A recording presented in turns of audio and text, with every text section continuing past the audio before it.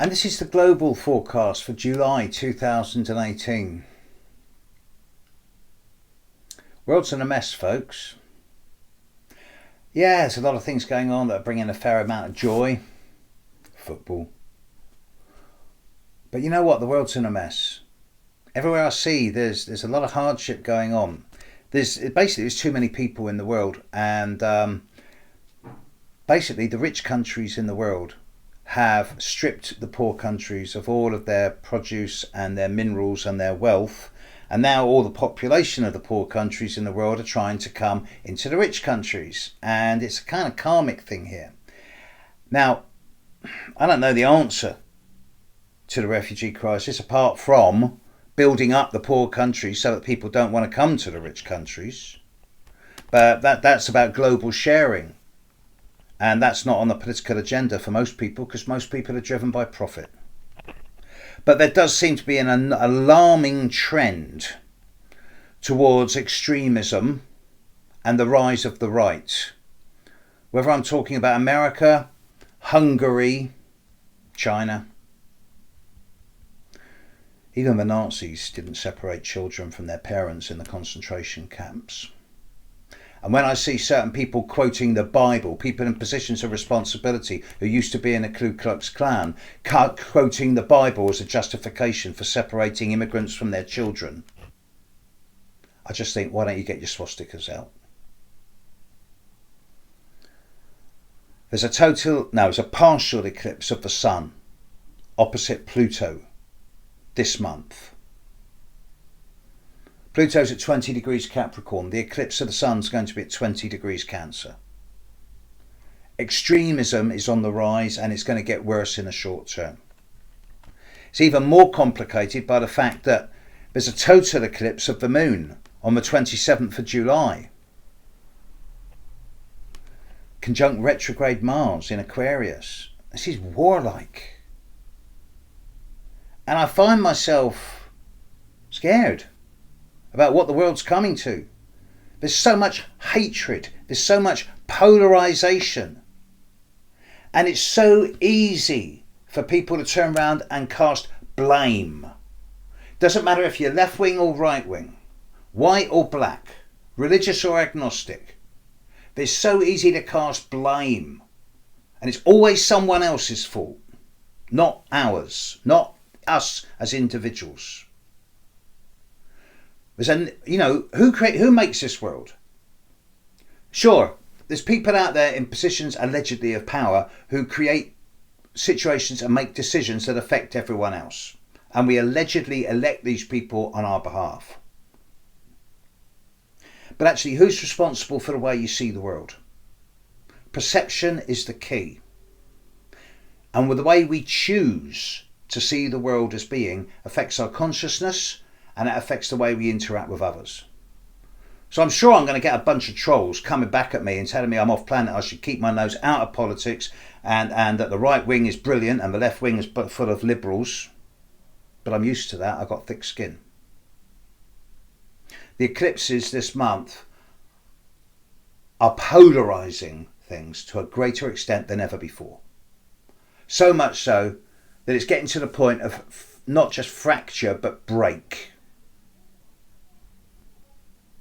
Jupiter's beginning to move forward. Neptune's just started going retrograde.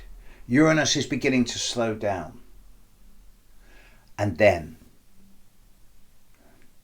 just when you think it can't get any worse, we're entering a Mercury retrograde shadow. Mercury's going to be going retrograde between 23 degrees and 11 degrees of Leo.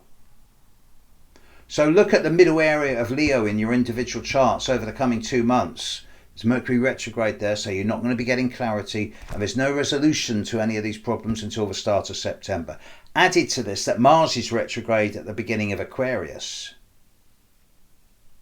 We're heading into a really messy time, and over July and August there's going to be a lot of bombastic shouting, with a lot of people thinking that might makes right.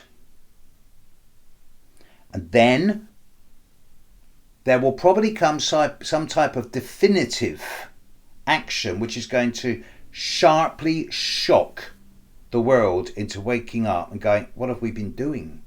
Are we mad? Unfortunately, this isn't likely to happen until the end of August, start of September, and we've got to get through the next couple of months. But then I've been saying for years about 2018 that the first 8 months contain 90% of the problems, and that the last 4 months of this year are going to be much easier, but let's get there.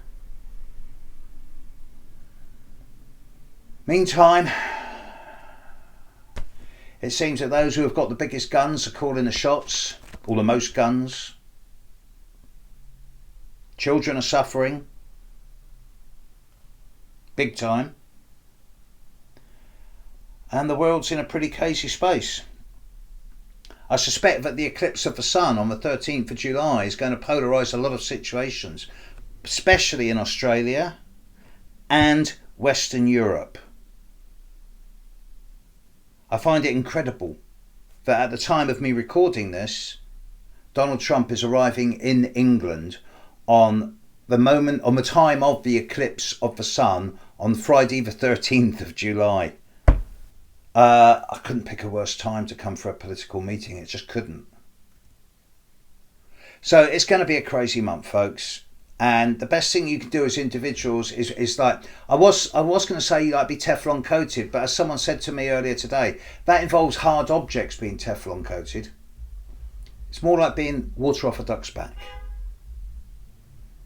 Flow with it, dance with it. Don't let it choose deliberately to not let it affect you. Maintain the sanity you have. Maintain your own relationship with divine, however you choose to see it as being. Find the humour, even through the tears. We're heading into a couple of month period, which is one of the biggest defining moments of human history at the time for all of us who are currently alive at the moment. Sounds big, it is. There's not been a time like this astrologically. 1999, 2012, 2018, 2020, 2021, massive, and then it calms down.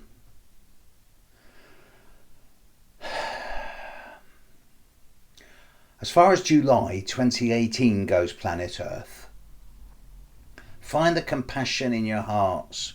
Think about the children and the way they're going to grow up and be as adults in 15 years' time because of what we're doing to them now.